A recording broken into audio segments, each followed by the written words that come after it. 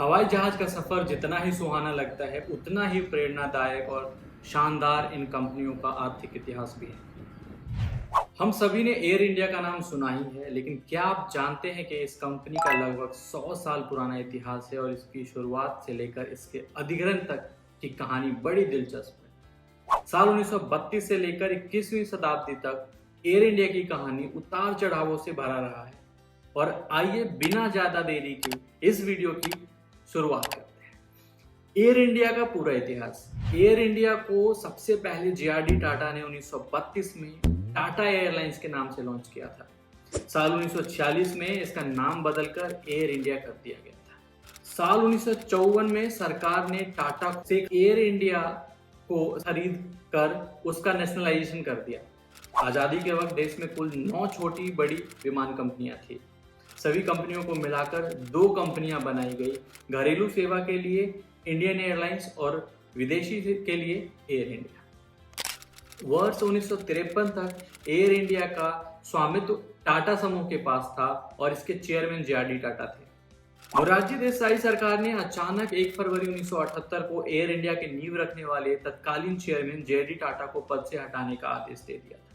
इस आदेश के साथ ही सरकार ने जे.आर.डी. टाटा के इंडियन एयरलाइंस और एयर इंडिया के बोर्ड से हटा दिया था। उस समय इंदिरा गांधी सत्ता से बाहर थी। जब मोरारजी देसाई सरकार ने जे.आर.डी. टाटा को चेयरमैन पद से हटाया तो इस फैसले पर इंदिरा गांधी ने दुख जताया था और जे.आर.डी. टाटा को खत लिखकर एयर इंडिया में उनकी अहम भूमिका की खूब तारीफ की थी।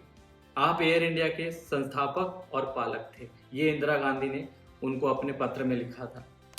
इंदिरा गांधी के खत को पढ़कर जे.आर.डी. टाटा भावुक हो गए थे। फिर 1980 में जब इंदिरा गांधी सत्ता में लौटी तो उन्होंने जे.आर.डी. टाटा को इंडियन एयरलाइंस और एयर इंडिया के बोर्ड में शामिल कर दिया, लेकिन चेयरमैन के पद पर जे.आर.डी. टाटा नहीं बैठ सके। साल 1954 को विमान कंपनी का राष्ट्रीयकरण किया गया था। तब से लेकर साल 2000 तक यह सरकारी एयरलाइंस कंपनी मुनाफे में थी।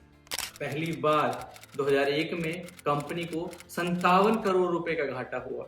मीडिया रिपोर्ट्स में दावा किया जाता है कि 2005 में 111 विमानों की खरीद पर फैसला एयर इंडिया की आर्थिक संकट की सबसे बड़ी वजह थी।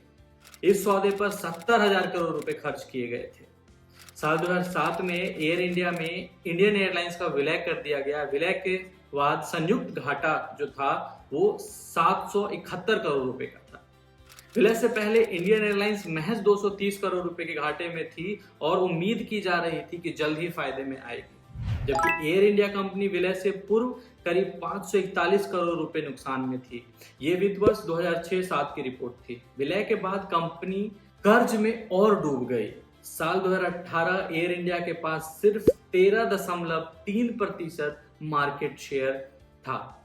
एयर इंडिया कंपनी अब टाटा समूह के अधिकार क्षेत्र में दोबारा आ गई है और इस कंपनी का लगातार बढ़ती ताकत भारत की अर्थव्यवस्था में बहुत अच्छा योगदान है। एयर इंडिया के कुछ आर्थिक आंकड़े जो आपको जानना चाहिए। टाटा समूह के स्वामित्व वाली एयरलाइंस ने 2023 में 37,928.70 करोड़ का राजस्व कमाया। एयर एशिया इंडिया ने वित्त वर्ष 2022 में 2178 करोड़ रुपए के मुकाबले 2750 करोड़ का घाटा दर्ज किया। वहीं दूसरी एयरलाइंस कंपनी के मुकाबले एयर इंडिया का अक्सर ज्यादा लाभ में रहती है। टाटा समूह के अधिग्रहण के बाद किए गए एयर इंडिया में कुछ बड़े बदलाव, जैसे कि एयर इंडिया के मुताबिक कि एयरलाइंस के संचालन के लिए उन्हें अधिक कर्मचारियों की जरूरत पड़ेगी। ऐसे में उन्होंने 6 महीने में कुल 3800 कर्मचारियों अपने साथ जोड़ा। इसमें पायलट से लेकर ग्राउंड स्टाफ तक शामिल थे। वहीं एयरलाइंस ने कॉन्ट्रैक्ट कर्मचारियों के बीच सैलरी असमानताओं को खत्म करने के लिए कई स्तर पर बदलाव करने की कोशिश की।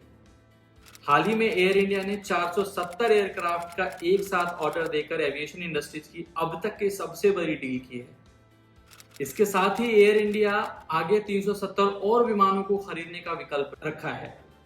अमेरिकी कंपनी बोइंग ने कहा था कि एयर इंडिया के इस बड़े ऑर्डर के बाद भारत में अगले 20 साल में 31,000 पायलट्स और 26,000 मैकेनिक की जरूरत पड़ सकती है।